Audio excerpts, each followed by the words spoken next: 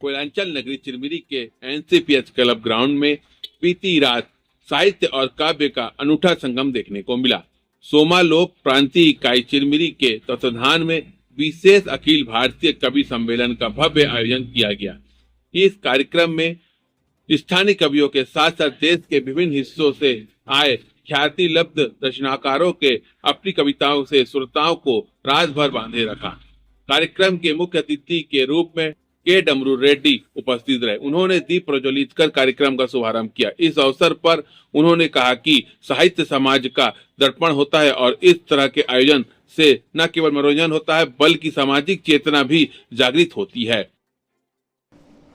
और आने वाले समय में अभी यहाँ पर घोषणा कर रहे हो कि मंच की भविष्यवाणी है कि आगामी महापौर आप एनसीपीएच क्लब में अखिल भारतीय कवि सम्मेलन का विशेष आयोजन किया गया था। आप मुख्य अतिथि के तौर पर मौजूद रहे। किस प्रकार का कवि सम्मेलन हुआ बताइए। देखिए, चिरमिरी के साहित्य जगत की जो हमारी संस्था है शहर में हमारे क्षेत्रीय सम्मानित कवियों ने स्थापित किया है कादम्बरी साहित्य परिषद। हमें खुशी है कि लगातार मेहनत करके नवोदित कवियों को भी उन लोगों ने मंच प्रदान लगातार किया है, हमने देखा है। और आज ये अखिल भारतीय कवि सम्मेलन का आयोजन परिषद ने किया है। मैं बहुत भूरी प्रशंसा करता हूँ।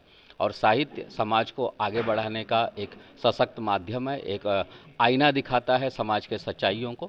तो इस तरह के आयोजनों से ऊर्जा होती है, ऊर्जा आती है और क्षेत्र में एक संचार, एक नए उत्साह का अनुभव का संचार होता है। जब हम अलग अलग क्षेत्रों से आए हुए, अलग अलग जिलों से आए हुए, अलग अलग प्रदेशों से आए हुए कवियों को सुनते हैं तो उनकी भावनाओं को समझते हैं और इससे साहित्य जगत को एक मजबूत आधार मिलता है। तो मैं बहुत बधाई देता हूं कादम्बरी साहित्य परिषद को और सभी सम्मानित कवियों को।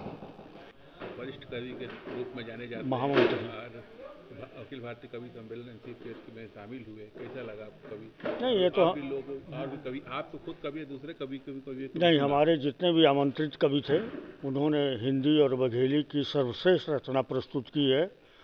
और कादम्बरी साहित्य परिषद के भी यहाँ जो कवि हैं वो भी अपने देश प्रदेश अन्य प्रदेश में भी अपनी पहचान बनाए हुए हैं।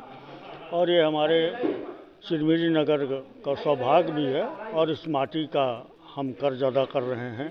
हमने कहीं पर यह भी लिखा कि इस माटी का कर्जदार हूँ मैं, इस घाटी का कर्जदार हूँ मैं, अब बचपन में जो कहानी सुनाती थी उस दादी का कर्जदार हूँ मैं।